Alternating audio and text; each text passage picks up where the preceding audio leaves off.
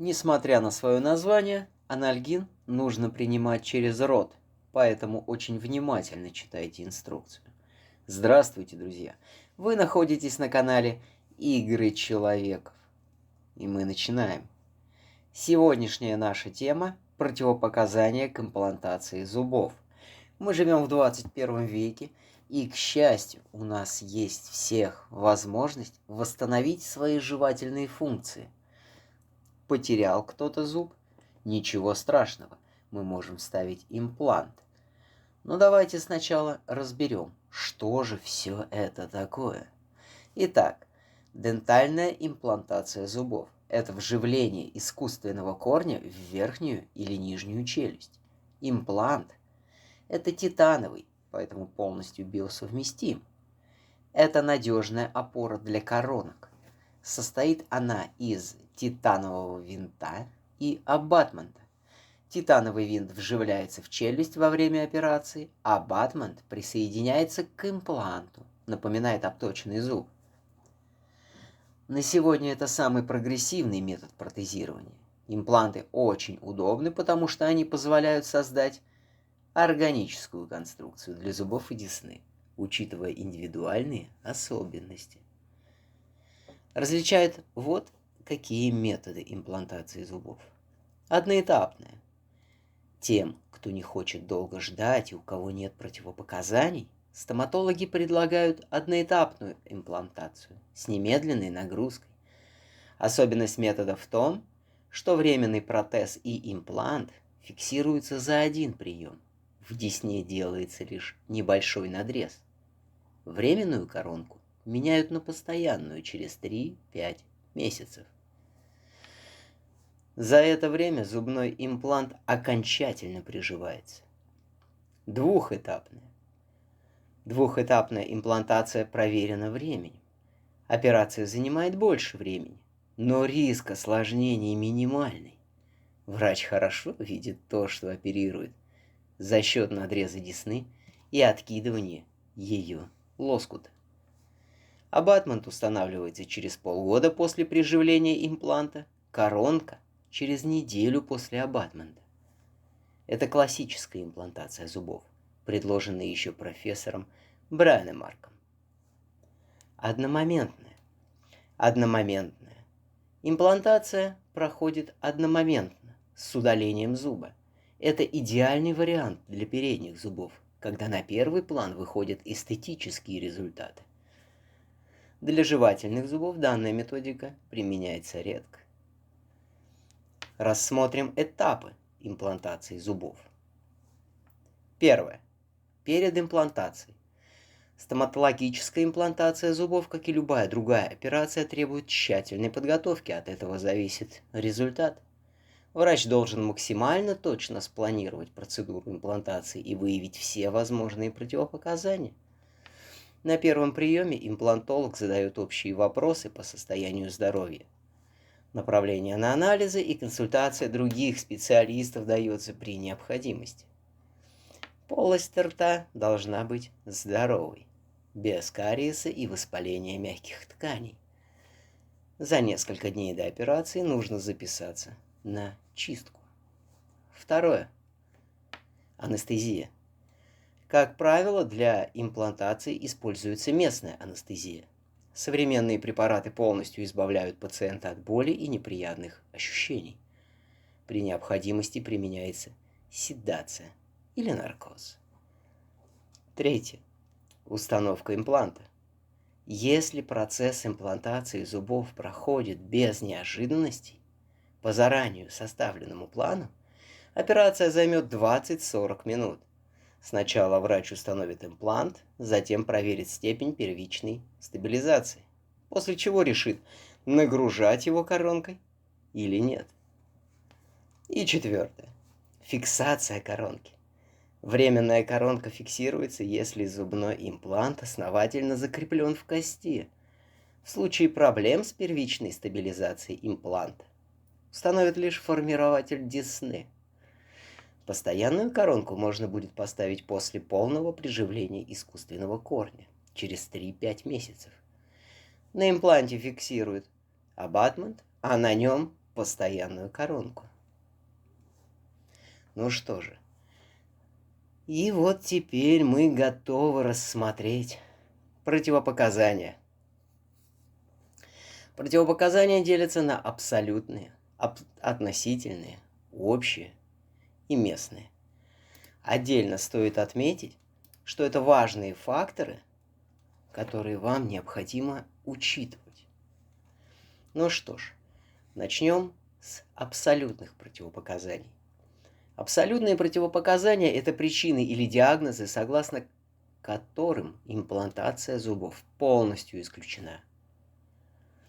К противоположным относятся проблемы с правильной работой кровеносной системы, пациентам, страдающим анемией, лейкозом, талассемией, лимфогранулематозом и подобными заболеваниями, не может быть рекомендована установка имплантов.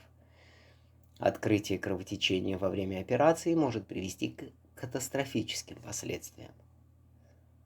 Далее идет нарушение функционирования центральной нервной системы и периферической нервной системы. Пациенты с психическими расстройствами не могут физически и эмоционально перенести имплантацию зубов, так как она связана с дискомфортом, болью и стрессом. Далее идут наличие злокачественного образования в организме. Хирургическое вмешательство может спровоцировать осложнения, увеличение опухоли, распространение метастаз. Далее нарушение работы щитовидной железы и иммунной системы. Во время проведения имплантации в организм вводятся препараты и чужеродные предметы, с которым иммунная система должна хорошо справляться. При диагностировании иммунодефицита, полимиозита, гиперплазии щитовидной железы, красной волчанки и тому подобное, в установке имплантов отказывают. Далее идут болезни соединительной ткани. Нарушение функциональности соединительной ткани приводит к атрофии кости вокруг импланта, что обнуляет результативность процедуры. К таким заболеваниям можно отнести ревматизм, склеродермию и тому подобное.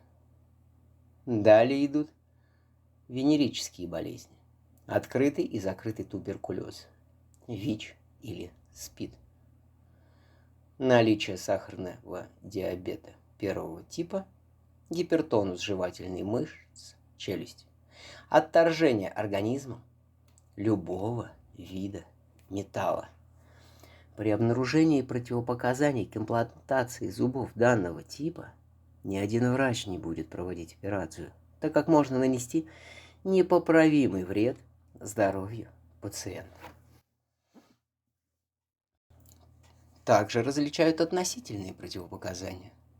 Относительные противопоказания – это перечень причин, по которым проведение имплантации временно недоступно. Однако после устранения причины имплантацию зубов можно выполнять. К ним относят наличие зубов, которые следует вылечить, или зубов с кариозным налетом. Нет проведенной санации. Отсутствие гигиены полости рта. После установки имплантов это может привести к воспалительным процессам и отторжению. Далее идут гингивиты разного типа, периодонтит, неправильный прикус, заболевание височного, нижнечелюстного сустава, атрофия или сложные дефекты кости или на альвеолярном отростке, заядлое курение, злоупотребление наркотиками и алкогольными напитками, беременность и грудное вскармливание. Относительные противопоказания со временем можно устранить, что приведет к успешной имплантации зубов. Иногда пациенту следует пройти серьезное лечение и повторное закрепление эффекта, прежде чем приступить к операции. Общие противопоказания. Общие противопоказания к имплантации зубов охватывают небольшой промежуток времени, которые наблюдаются во время серьезной терапии или после реабилитации. К общим противопоказаниям относятся общее неудовлетворительное состояние пациента, которое имеет угрозу ухудшить ситуацию. Невосприятие организмом анестезию включает последовательный подбор подходящего средства. Общесоматические заболевания временного характера. Лечение с помощью антидепрессантов или антикоагулянтов, которые могут существенно влиять на приживляемость импланта и продлить послеоперационный период. Временные психические расстройства, такие как неврозы и психозы.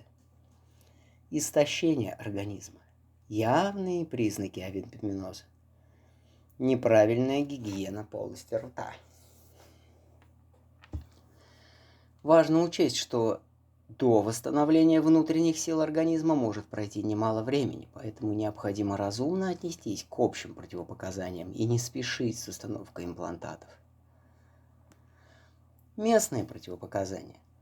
Местные противопоказания – это индивидуально-личностные причины, из-за которых имплантация зубов невозможна, такие как атрофия небольшой части основной ткани или недостаток толщины челюсти, небольшое расстояние между гайморовыми пазухами и нервными окончаниями других зубов, нарушение целостности костной ткани.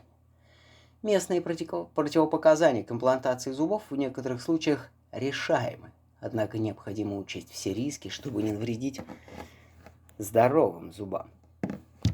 Стоит также отметить, что есть и осложнения после имплантации зубов, но это не тема сегодняшнего выпуска. Соответственно,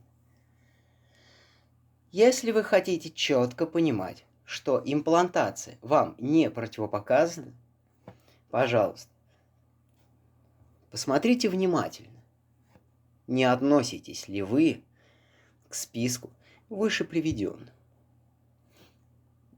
И после этого с большим спокойствием, с большим удовольствием идите на операцию, устанавливайте себе импланты, кушайте, жуйте, наслаждайтесь жизнью, а мы с вами не прощаемся. Это канал Игорь Человеков. До скорых встреч. Пока-пока.